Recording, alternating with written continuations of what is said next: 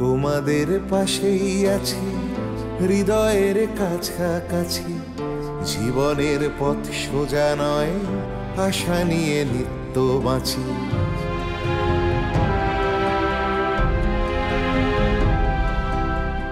শিক্ষা ছড়িয়ে পড়ুক ভেদাভেদ শূন্য করে, এ বেলা নাই বা জুটুক ও বেলা জুটতে পারে। বিপ্লব আসছে দেখো নারী তুমি পিছিয়ে জানি, চলে ওঠো নিজের আলোয়, মুছে দাও দুঃখ গ্লানি। এভাবে আর থেকো না হাহাকার জড়িয়ে বুকে, আমি হাত বাড়িয়ে আছি সাড়া দাও আমার ডাকে। আমি হাত বাড়িয়ে আছি সাড়া দাও আমার ডাকে।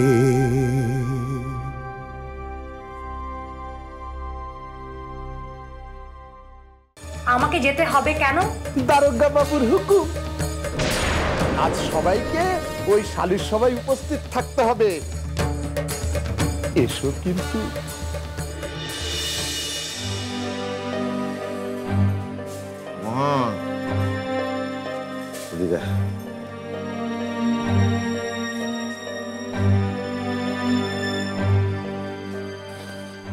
যেতে পারবে তো? এমনিতে তো হাঁটতে কষ্ট হচ্ছে, তবু যাওয়া চাই। আরে বোঝো না কেন তোমরা, আমি না গেলে লোকজন নানান কথা বলবে। এমনিতে তো শত্রুর অভাব নেই। সে কি কথা? তুমি তো অসুস্থ। কেউ বিশ্বাস করবে না, লোকজন তোর বাড়ি এসে দেখে যাবে না। ভাইজান যেতে চাচ্ছেন যান, কিন্তু শরীর খারাপ লাগলে কিন্তু একদম বসে থাকবেন না, সাথে সাথে বাড়িতে চলে আসবেন। না না, তেমন কিছু তো না, ওই মাঝে মাঝে একটু ওই সুচ ফোটানোর মতো একটু চিলিক দিয়ে ওঠে। আপনারা চিন্তা করবেন না, আমি সাথে আছি না, আমি কর্তাকে ঠিক দেখে রাখবো। দেখিস মোহন, তোর কর্তা যেন আবার বেশি উত্তেজিত হয়ে না পড়ে। দেখবো দেখবো দেখবো, সেরকম কোনো কিছু হলে আমি জোর করে বাড়িতে নিয়ে আসবো। যাওয়াটা কেন জরুরি জানো? আমি নিশ্চিত যে এটা সোমনাথের ব্যাপার নিয়ে সালিশি সভা। আমি না থাকলে নানান কথা বলবে, আর দারোগা সাহেব তো এক গাদা মিথ্যা কথা বলতে ছাড়বে না। এইটা কর্তা হক কথা কইছেন, ওই দারোগা এ বেটা মহা ধুরন্ধর। আরে বোকা, দারোগারা তো মহা ধুরন্ধরই হয়। বোকা সৎ লোককে কি আর সরকার দারোগা বানায়? আর লোকজন যখন জেনে গেছে যে আমি সেখানে উপস্থিত ছিলাম, সিজার লিস্টে আমি সই করেছি, আর এই সমস্ত সহজ সরল লোককে তো ভুল বোঝানো খুব সহজ। চল। কি দোষী ছেলে সুবিমল, নিজে তো জেলে গেছেই, বাপ মাকেও বিপদে ফেলে গেছে, আমাদের নিয়েও টানাটানি। আর আমার ঘরেও তো ছেলে জামাই আছে, চিন্তা হয় না? আচ্ছা আসি তাহলে। মোহন, ভাইজানকে ভালো করে ধরে নিয়ে যাও, আমি একটু পরে আমানের হাতে মাটির প্রলেপটা পাঠিয়ে দিচ্ছি। চল রে মোহন, যাওয়া যাক।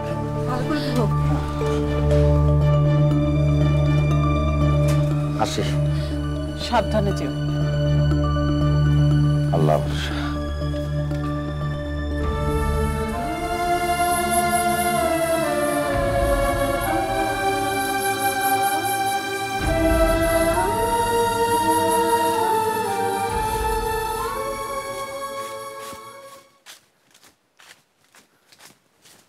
কি হলো ভাবি, ডেকেছিলে? দরকার আছে, তুমি আমার একটা কাজ করে দিতে পারবে ভাইজান? ও, শুধু দরকারের সময় ভাইজান, আর কাল যখন তুমি আর অন্তরা আপা মিলে কি সুন্দর কদবেল মাখিয়ে খাচ্ছিলে, তখন আমায় দিয়েছিলে? ছেলেরা আবার টক খায় নাকি? খুব খাই, আমি তেঁতুলের আচার খেতে না খুব ভালোবাসি। সত্যি করে বলো তো ভাইজান, তোমার জিভে জল এসেছিল? অন্তরা আপা এত ভালো করে কদবেলটা মেখেছিল, কি বলবো। তুমি লোভ দাওনি তো? কি আমি লোভী? যাও, তোমার আর কোনো কাজ আমি করবো না, আর কোনোদিন আমাকে চিঠি পড়াতে আসবে না। যেও না ভাইজান, তোমাকে আমার তো খুব দরকার। আমার ভুল হয়ে গেছে, এই আমি কানে ধরছি, আর কখনো হবে না। অন্তরা আপা তো কোনো দিন কামরাঙা, আমলকি, তেঁতুলের আচার খায়, আমি তোমায় এনে দেব। রোজ রোজ টক খায় কেন এত? শেষে অম্বল হয়ে মরবে। ও তুমি বুঝবে না। আচ্ছা শোনো না, তুমি কি আজ ডাকঘরের কাছ দিয়ে যাবে? কেন? যাবে কি না বলো? যেতে পারি, তবে দরকার বুঝে। একটু দেখবে তোমার ভাইজান চিঠি পাঠালো কিনা। হাসার কি হলো? তোমার না মাথাটা একেবারে খারাপ। এখন কি তোমার জন্য পোস্ট অফিস খোলা আছে নাকি? পোস্টমাস্টার কখন সালিশি সবাই গেছে? বন্ধ হয়ে গেছে না? তাহলে কাল সকালে একবার যাবে? ঢাকা শহর কি তোমার পাশের গায়ে যে চিঠি ছুড়ে দিলেই তোমার হাতে এসে পৌঁছাবে? তাহলে কি এতক্ষণ হয়তো সুলতান ভাইজানের হাতে চিঠিটা পৌঁছেছে, তারপর সময় বের করে চিঠিটা পড়বে, তারপর তোমার উত্তর দেবে। সময় লাগবে না? লাগবে না? তার উপর সুলতান ভাইজান যে রসকসীন কাঠখোট্টা মানুষ। তুমি কি ভেবেছো তোমার চিঠি পেয়ে সুলতান ভাইজান বুকের নিচে বালিশ পেতে তোমার চিঠি জবাব দিবে নাকি? সে গুড়ে বালি। কি হলো ভাবি? আরে আমি তো কথার কথা বলছি। এতটা পথ চিঠি আনানা করতে তো সময় লাগবে নাকি? তার উপর ঢাকা শহরে শুনছি গন্ডগোল চলছে। তুমি চিন্তা করো না, চিঠি ঠিক পৌঁছবে। আচ্ছা আমি না হয় পোস্ট অফিসটা ঘুরেই যাব, ঠিক আছে? আসি।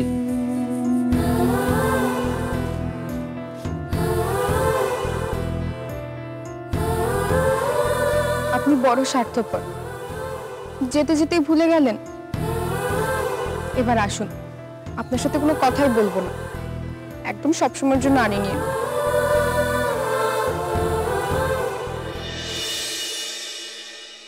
ভাবি, বাবা সূর্য আজকে কোন দিকে উঠলো? তুমি তো আমার ঘরে ঢোকো না। কিছু ভালো লাগছে না ভাবি, বড় ভার ভার করছে। সময় যত যাবে তত ভার ভার লাগবে। এটা প্রথমবার তো, তাই এরকম অস্বস্তি হচ্ছে। পরের বার আবার যখন মা হবে। আচ্ছা তুমি থামো তো, যত বাজে কথা। ভাইজানের কোনো চিঠি আসেনি না? এলে তো বলতাম। কেন, ফুল মিয়ার জন্য মনটা কেমন করছে? তোমার করছে না? আমার সব গা শোয়া হয়ে গেছে। এতগুলো বছর বিয়ে হয়ে গেল, এখন আরে বরবর করলে চলে? এই যে আমাকে এখানে ফেলে চলে গেল, আমি কি কিছু বললাম? তবে তুমি যাই বলো, পুরুষ মানুষগুলো প্রচন্ড বেয়ার। গিয়ে একটা চিঠি পর্যন্ত দিল না। এদিকে যে আমাদের কত চিন্তা হয় সেটাও বুঝে। সে যদি বলো, আমার চিন্তা তো আরো বেশি। শুনেছি ঢাকা শহরে নাকি গন্ডগোল হচ্ছে, স্বদেশীদের খুব রাগ সরকারি কর্মচারীদের উপর। এখন নাকি শুধু সাহেবদেরই নয়, এদেশের লোকদেরও মারছে। মেজো ভাইজান তোমাদের জামাই, তারা তো শহরের কিছুই চেনে না। যদি পুলিশ ধরে? পুলিশকে নিয়ে কোনো চিন্তা নেই, সে তোমার বড় ভাইজানই আছে। আমি ভাবছি উনি সবকিছু সামলাচ্ছেন কি করে। তবে ফুলমের উচিত ছিল একটা চিঠি দেওয়া, নতুন কাজে ঢুকলো কিনা, সে কাজ কেমন লাগছে, এটা সে জানাবে না? আমি আর এসব মাথায় রাখতে পারি না। কি চাপ বলো তো, জন্ম থেকে নয়নতারা গ্রামে কখনো পুলিশ দেখি, সেই গ্রামের সেপাই আব্বাকে কেন ডাকলো? তার উপরে এক ব্যাককেলের। আব্বা যে সব ব্যাপারে জড়িয়ে পড়েন না, এর ফল একদিন ভুগতে হবে। দেখো তুমি, তিনি ভুলে যান তার ছেলে একজন হাকিম, তার তো একটা ভবিষ্যৎ আছে। উনি তো সারা জীবন বাপদাদার জমি বেচে কবিরাজি পাগড়মো করেছেন। পরিবারটা তো ঘুরে দাঁড়িয়েছে তোমার দাদার জন্যই, ঠিক কি না? এই যে তোমার বরের জন্য তোমার ভাইজান যা করল, লোকে আজকাল করে। ভাবি যান, যতদিন চাঁদতারা উঠবে আমি এই কথা জীবনেও ভুলবো না। আমি তো ধরেই নিয়েছিলাম যে স্বামীর সুখ আমার জীবন থেকে উঠে গেছে। তুমি আর বড় ভাইজান আমার জন্য যা করলে।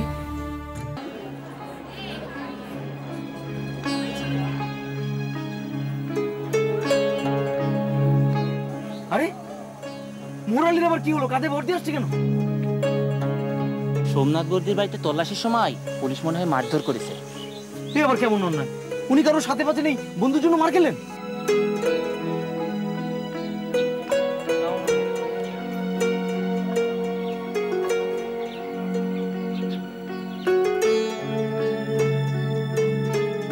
মোহন, মোহন এদিকে।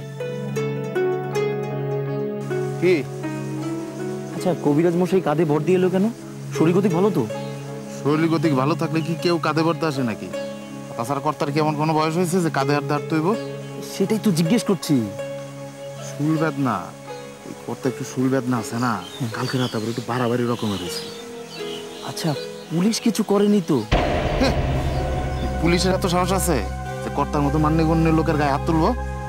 সোমনাথ বুদ্ধির পাশে ছিল না কাল রাতে? তার গায়ে ওকে হাত তুলে নাই। এই যত সব আলতু ফালতু করে তোমরা সরাও। আমরা রটাবো কেন? আমরা যেটা শুনেছি সেটাই তো তোকে জিজ্ঞেস করছি। দারোগা বাবু আসছে। চিঠি চিঠি।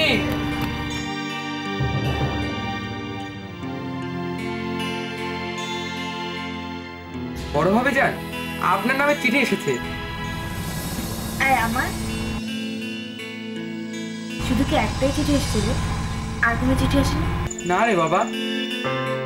আচ্ছা, তুই ঠিক খোঁজ করেছিলি? হ্যাঁ বাবা, হ্যাঁ, এই একটাই চিঠি এসেছে বড় ভাবে জানেন নামে। সুলতান ভাই, ফুল মিয়া কেউই চিঠি লিখিনি। আমি কি ডাকবিনের সঙ্গে কথা না বলে বলছি নাকি? আমি জানতাম তোমার বড় ভাইটা ঠিক চিঠি লিখবে। উনি তো আর ব্যাগ কেলে নন। বউ ছেলে মেয়ে যে চিন্তা করবে সে হুঁশ তার আছে। পড়ো দেখি ভাই, চিঠিখানা পড়ো তো। বড় ভাইদের চিঠি কিন্তু তোমাকে লেখা, আমি পড়বো? তাতে কি হয়েছে? সংসারের ভালো মন্দ, ওদের ঢাকার সংবাদ এসবই তো আছে। আচ্ছা বাবা, পড়ছি।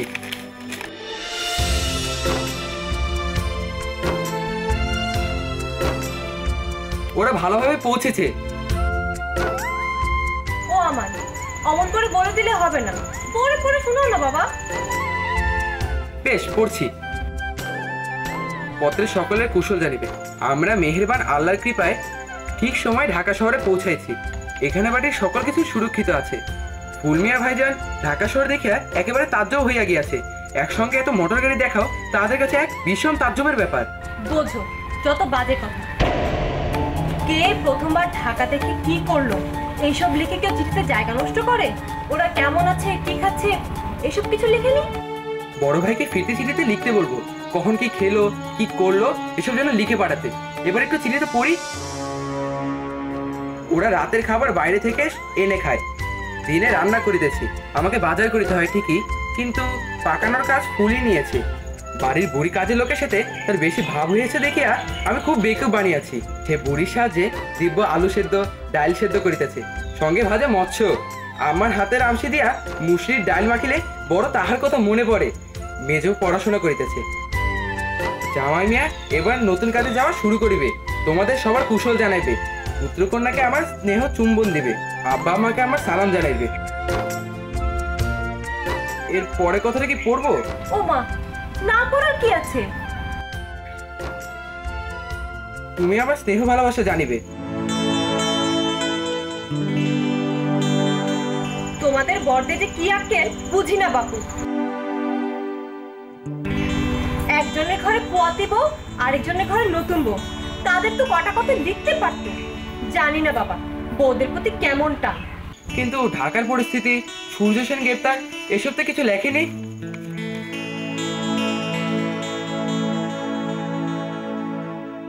ও, ভাইজান যেদিন পৌঁছেছে তার পরের দিনই লিখেছে।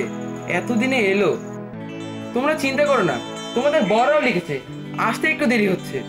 ভালো, লিখলেই ভালো, লেখাই তো উচিত।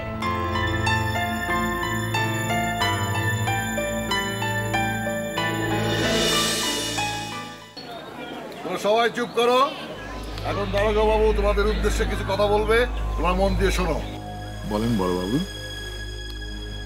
নমস্কার, আসসালামু আলাইকুম নয়নতারা গ্রামের বাসিন্দারা। আজ আমি এখানে এসেছি কটা কথা বলার জন্য, বলতে পারেন সাবধান করে দেবার জন্য।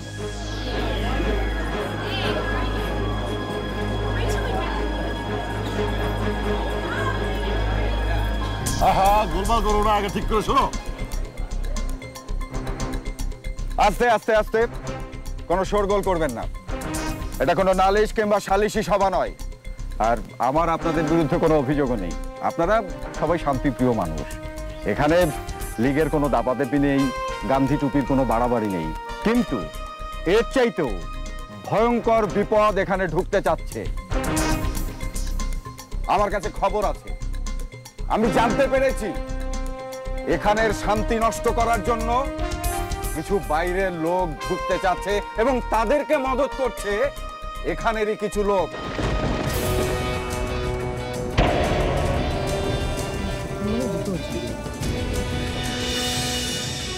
তাই সাবধান, যদি বিপদে পড়তে না চান তাহলে বাইরের অচেনা অজানা লোককে দেখলেই আমাকে খবর দিবেন। আমাকেও দিতে পারো। না মানে বলছিলাম কি, গায়ের লোক যদি থানায় যেতে ভয় পায় তা। মোট কথা সজাগ থাকুন, পরে কিন্তু আমাকে দোষারোপ করতে পারবেন না। আর একটা কথা জেনে রাখুন, ব্রিটিশ রাজত্বে রাত কিংবা অন্ধকার বলে কোনো কথা নেই, সবকিছুই দিনের আলোর মতো পরিষ্কার। মহামান্য ব্রিটিশ সরকারের হাজারটা চোখ, সহস্র হাত পা সুতরাং কোনো চালাকি করার চেষ্টা করবেন না। আশা করি কথাটা আপনাদের বোঝাতে পেরেছি।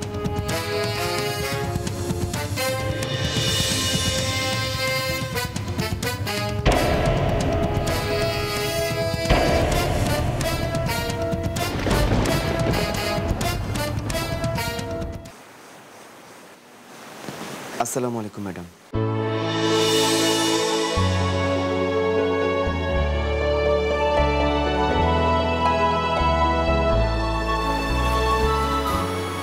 আজ এত লেট হলো কেন তোমার?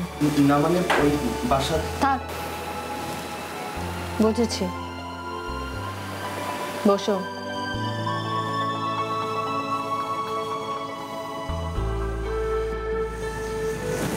এই নাও, খাও। আমি মানে জিনিসটা বিদেশিদের কাছ থেকে আমদানি হলো, তোমার জাত যাবে এমন কিছু এতে নেই। ডিম, বেকিং পাউডার আর ময়দা, এসব কিছুই লাগে কেক তৈরি করতে। না মানে আমি কখনো খাইনি তো। আগে খাওনি তো কি হয়েছে, এখন থেকে খাবে। শোনো ফুলমিয়া, তুমি ব্যারিস্টার ফজলুল সাহেবের অফিসের মুক্তা, আর আমি এই অফিসের অ্যাটর্নি।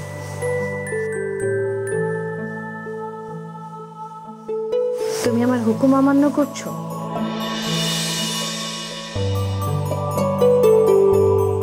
আপনি আমাকে কাজের ব্যাপারে যা হুকুম করবেন তাই করব। কিন্তু অফিসে তো একটা আদব কায়দা আছে। তুমি কি জানো, আমার মুখ দিয়ে একটা হুকুম খসার সাথে সাথেই এই পুরো কোর্টের প্রত্যেকটা উকিল অ্যাটর্নির মধ্যে কম্পিটিশন লেগে যায় কে আগে কাজটি করবে। আমি চট করেই কাউকে আমার সামনে বসতেই দেই না।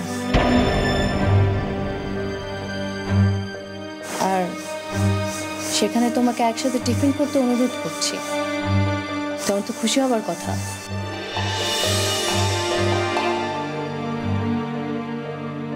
আমি তো উকিল ব্যারিস্টার নই, সামান্য মুক্তার। তাই আপনার সমকক্ষ না হয়েও আপনার সামনে খেলে আপনারই অমর্যাদা হবে। রিয়েলি? বাহ, তোমাকে যতটা বোকা গেয়ভূত ভেবেছিলাম অতটা তুমি নাও। শোনো ফুলমিয়া, এই ফারজানা বেগমের সমকক্ষ কেউ নেই। আমার স্বামীকে জানো? সুপ্রিম কোর্টের লয়ার ফয়জুল সাহেব। কিন্তু আমাকে কখনোই তার পরিচয় পরিচিত হতে হয় না, কারণ আমি নিজেই আমার নিজের পরিচয়। I am the best.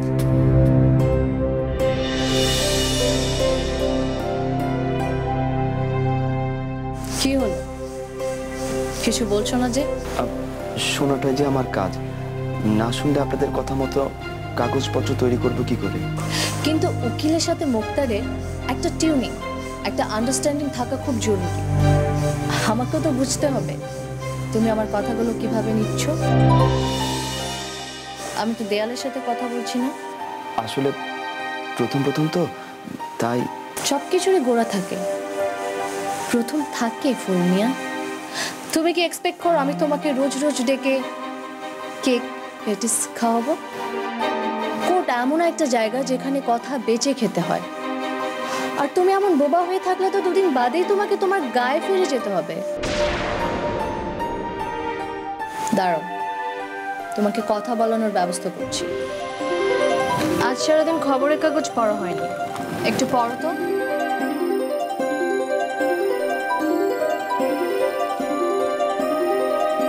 কি হলো, পড়ো।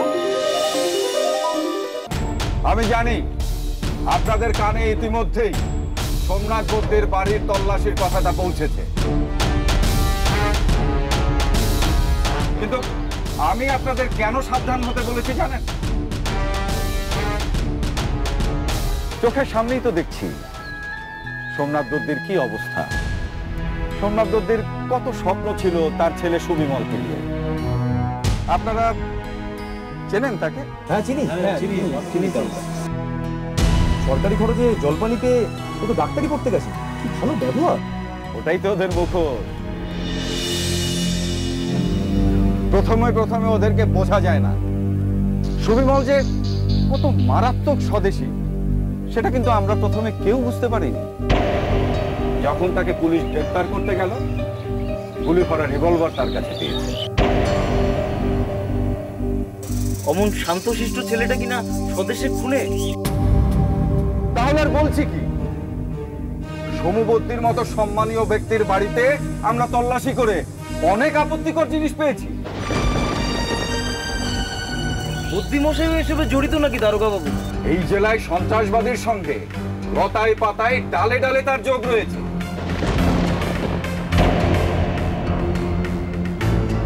হ্যাঁ, তুমি সম্মানী মানুষ, বয়স্ক মানুষ, তাই কাল ওনাকে কিছু বলিনি। ইচ্ছে করলে কালই ওনার কোমরে দড়ি পরিয়ে টানতে টানতে নিয়ে আসতে পারতাম।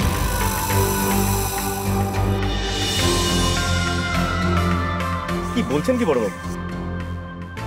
ছেলে স্বদেশী বলে বাবাও স্বদেশী হতে হবে? আমরা তো এরকম কিছু দেখিনি। যদি প্রমাণ থাকে তাহলে ধরে নিয়ে গেলেন না কেন? আমরা দেখছি সমবর্তী কতদূর খেলতে পারে। বসিতে তো গাথা হয়েই গেছে, আর প্রমাণের কথা বলছেন? সমবর্তীর প্রাণের বন্ধু হরিহর আত্মা, আপনাদের সম্মানীয় কবিরাজ মোহরালিকে জিজ্ঞেস করুন। ওনার ওখান থেকে আমরা যা যা বাজেয়াপ্ত করেছি তাতে তো উনি সাক্ষ্য দিয়েছেন। তারপর থেকেই দেখুন বন্ধুর শোকে কবিরাজের কি অবস্থা। পেটের ব্যথার জন্য। শুল বেদনা কি জিনিস জানেন? যার হয় সে জানে। মোহন চুপ কর। আমরা সব জানি কাল সারা রাত মোহরালির মতো গণ্যমান্য ব্যক্তির বাড়িতে কেন বাতি চলেছে সে খবর কি আমরা রাখি না? আজ উনি কোনো মতে এসেছেন, কারণ উনি জানেন বাঘে ছুলে 18 ঘা আর পুলিশে ছুলে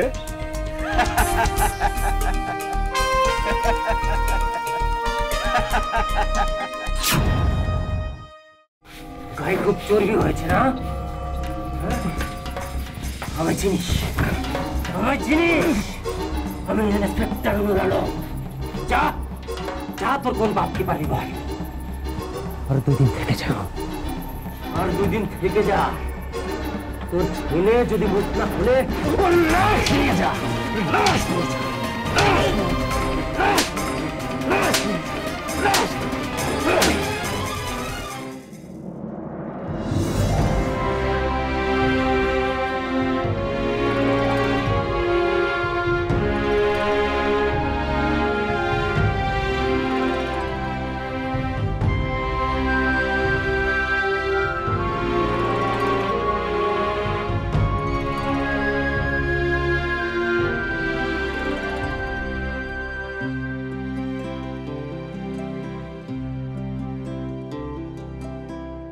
তোমাদের পাশেই আছি, হৃদয়ের কাছাকাছি। জীবনের পথ সোজা নয়, আশা নিয়ে নিত্য বাঁচি।